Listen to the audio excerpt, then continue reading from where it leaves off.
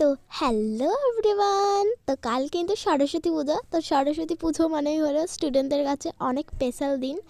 তো তার জন্য আজকে আমি রানাঘাট চলে এসেছি। তো সরস্বতী পুজো আমার বাড়িতেও হবে।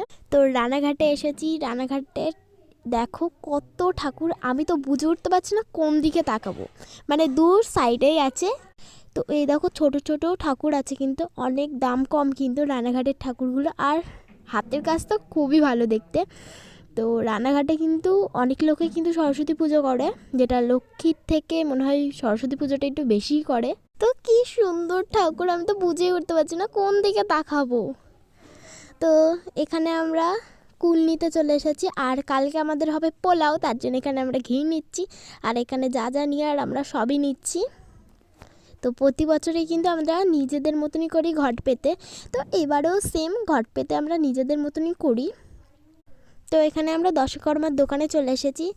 তো আজকের মতন বাই, তো কালকে দেখা হবে। তো বাই।